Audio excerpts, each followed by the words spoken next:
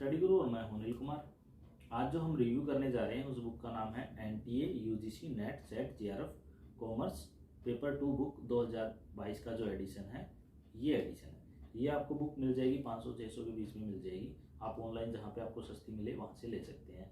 और वैसे अगर आपको सेकंड पेपर की बुक देख रहे हैं तो ये वाली बुक बहुत अच्छी है। आपको ये पेड रिव्यू नहीं है, मुझे मार्केट में ये वाली बुक अच्छी लगी तो मैं आपको इसको रेफर कर रहा हूँ।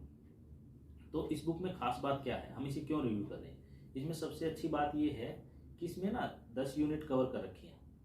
10 यूनिट कवर कर रखी है। उसके अलावा इन्होंने 10 यूनिट के साथ साथ इन्होंने पेपर भी दे रखे हैं। कुछ 2020-21 का पेपर 21 का पेपर दे रखा है, 20 का पेपर दे रखा है। तो ये मुझे 560 रुपये की मिली थी मार्केट में। आपको सस्ती ऑनलाइन मिलती है तो ऑनलाइन ले सकते हो, और कहीं से किसी बुक से और सस्ती बुक शॉप से और सस्ती मिलती है तो आप वहाँ से ले सकते हो। अगर किसी को PDF में चाहिए तो आप मुझे कमेंट करके बता सकते हो, मैं आपको वहाँ से बता दूँगा, आपको प्रोवाइड करा दूँगा। इसके अलावा आपको कोई और बुक रिव्यू करानी हो तो आप तो बता सकते हैं। और इसमें चलो हम शुरू करते हैं दोस्तों। इस यूनिट में मतलब इसमें जो कंटेंट की बात करें बुक में 10 चैप्टर इन्होंने बना रखे हैं। 10 यूनिट के पहला है business environment and international business. दूसरा चैप्टर है अकाउंटिंग एंड ऑडिटिंग। तीसरा जो चैप्टर है वो है इनका बिजनेस इकोनॉमिक्स। जो फोर्थ जो चैप्टर इनका रहेगा वो रहेगा बिजनेस फाइनेंस। फिफ्थ जो चैप्टर रहेगा इनका business statistics and research method. Sixth जो चैप्टर रहेगा वो रहेगा इनका मैनेजमेंट ह्यूमन रिसोर्स। उसके बाद 7th banking and financial institutions. 8th रहेगा मार्केटिंग मैनेजमेंट। 9th रहेगा लीगल एस्पेक्ट ऑफ बिजनेस। और 10th जो इनका चैप्टर रहेगा वो रहेगा income tax and corporate tax planning. इस बुक किसी भी बुक को पढ़ने का सबसे अच्छा तरीका क्या होता है? इसको सबसे पहले ना आप इसके कंटेंट हैं वो सारे पढ़ लो। 1-2 दिन लगे आपके।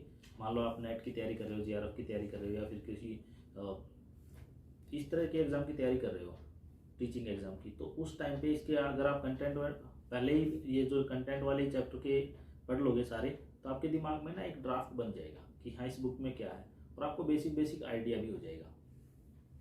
तो हम बात करते हैं, जैसे आप नेट की तैयारी कर रहे हो तो इन्होंने ये जो बुक लिख रखी है नेट के सिलेबस के हिसाब से लिख रखी है। आपके पास जो मास्टर डिग्री में जो बुक्स होंगी आप उनको भी रखें अपने पास, लेकिन आपको स्टडी वही करना है जो आपको उनके सिलेबस में दे रखा है। वही पॉइंट आपको, वही टॉपिक आपको स्टडी करने हैं।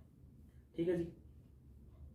तो अगर इनका जो पहली यूनिट है उसमें business environment and international business है, उसमें क्या दे रखा है?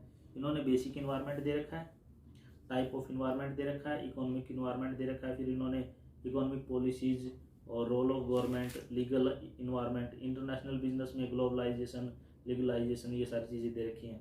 थ्योरीज ऑफ इंटरनेशनल ट्रेड दे रखी हैं। और उसके बाद इन्होंने बैलेंस ऑफ पेमेंट इसमें कवर किया है, FDI कवर किया है, tariff and non tariff barrier किए हैं, और regional economic integration, IMF, world bank, WTO और सार्क, ये सारी चीज़ें, एशियान, ये सारी चीज़ें इसने, यूरोपियन यूनियन, ये इसने इसमें कवर की हैं। फिर अकाउंटिंग एंड ऑडिटिंग इसमें बहुत अच्छा दे रखा है। फिर इसमें अकाउंटिंग ऑडिटिंग में इन्होंने meaning of objective function, accounting के क्या होते हैं, कंसेप्ट क्या होती हैं, बेसिक टर्म्स क्या क्या यूज़ की जाती हैं, बैलेंस शीट, पार्टनरशिप दे रखी है। पार्टनरशिप के सारे जो होते हैं, admission, death of partner, new partner, वो सारे कवर कर रखे हैं। कॉर्पोरेट अकाउंटिंग में इशू शेयर से रिलेटेड, वेंचर से related, liquidation, holding company restructuring, cost and management accounting में कॉस्ट सेंटर, कॉस्ट अब्जॉर्प्शन, ये सारी चीज़ें इन्होंने इसमें दे रखी है। बजटरी कंट्रोल, एक्टिविटी बेस, मतलब आप इसको पढ़ोगे ना मोटा मोटी तो आपको पता चल जाएगा। काइजन कॉस्टिंग क्या होती है, इस तरह के क्वेश्चन आते हैं। JFT क्या होता है, JIT क्या होता है, और फिर आगे इनके पास रेशियो एनालिसिस और activity ratio, profitability ratio, fund flow statement, cash flow statement, और HR, human resource accounting, inflation accounting, environment accounting.